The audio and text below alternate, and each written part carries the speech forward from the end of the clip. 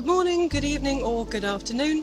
My name's Rhiannon and welcome to Foraging Fridays. Today I'm armed with gloves because I'm going to be showing you how to make nettle soup.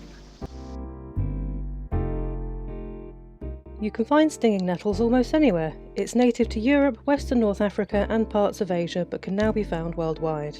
Here in the UK, nettles can be found in almost any field, park or hedgerow.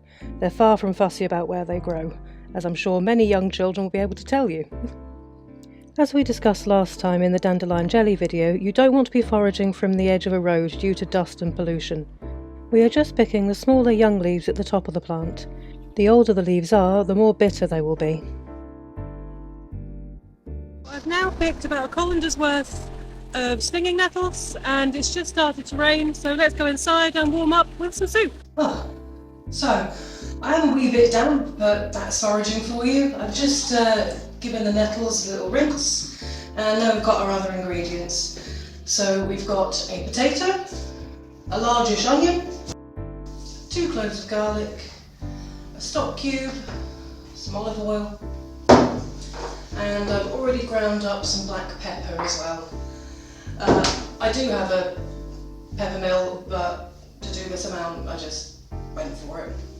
So step 1, you'll also need a chopping board, potato peeler, knife and a little pan. You might wonder why I film this in the dining room and not the kitchen. It's because the kitchen is tiny and you'd basically be just getting a full shot of my nose the entire time. So step 1 is to finely chop the onion. Should have got something to put the remnants in, shouldn't I? Be back in a sec.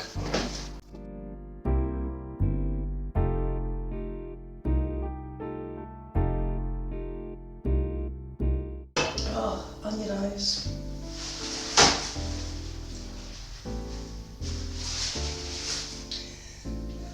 So, and then put a little bit of oil in the bottom of the pan and then set this to fry. So now that the oil in my pan is heated up, I'm going to add this into the pan with the black pepper. So you want to caramelise those onions until they're a sort of translucent golden brown colour.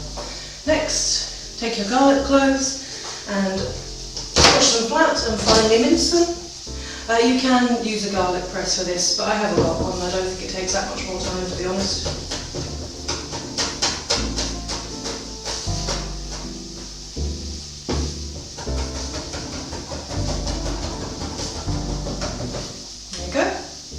So once that getting to just about the translucent stage, add these in and let them word for another minute. So while that's all going on, you want to peel your spud.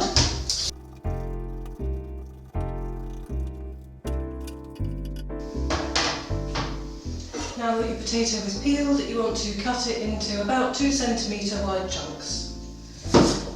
That's just shy of 1 inch for any Americans out there.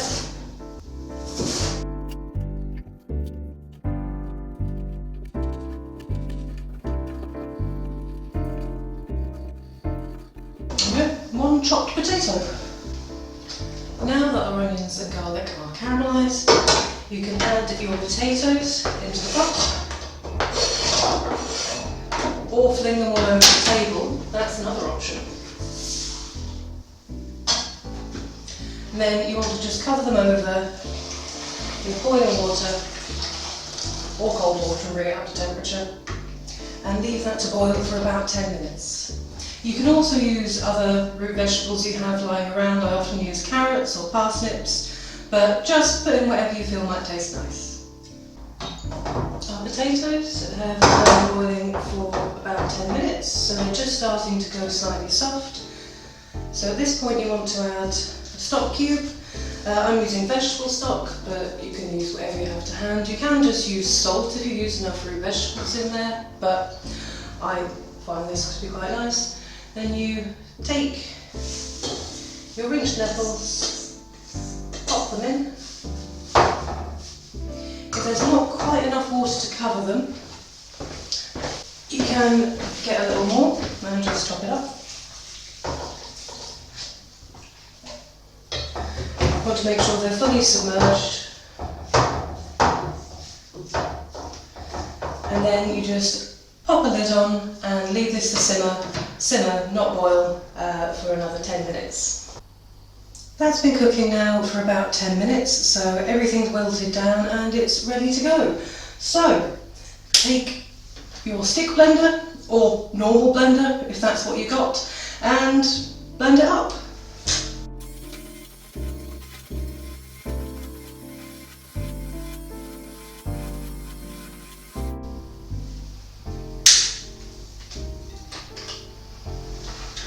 So it might have looked a little bit grim before, but now it has turned into a lovely, lovely green colour. So that is now ready.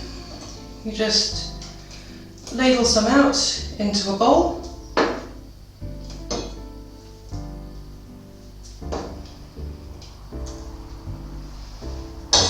And I worked in kitchens for a little bit, so I'm going to do the I'll wipe the ribbon method.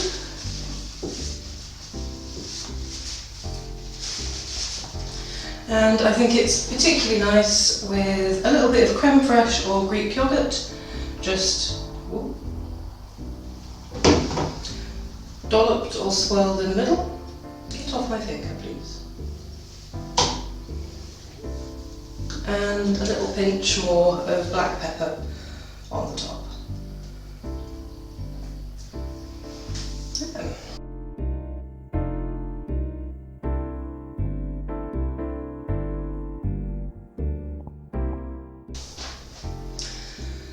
So, from when I started cooking, it's only been about 30 minutes, enough time to get the washing up done from all the stuff I didn't do yesterday.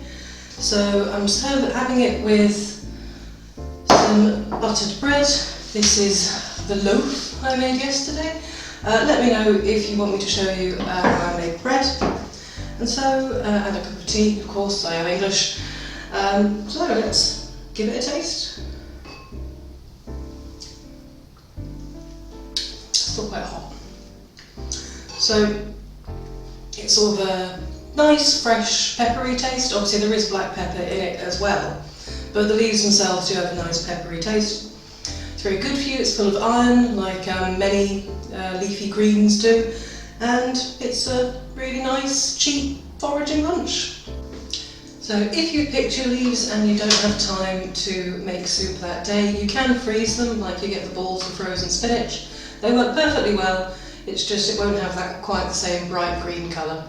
So you can also use the fresh leaves just in boiling water to make nettle tea. So give this a go, and if you like it, put a thing down in the comments, like and subscribe if you want to see more things like this. I'll do another Foraging Friday again in the future, but as you can understand, you can't forage all year, so I'm trying to space things out a little bit. So, from me to you, enjoy your soup and have a lovely day. Bye!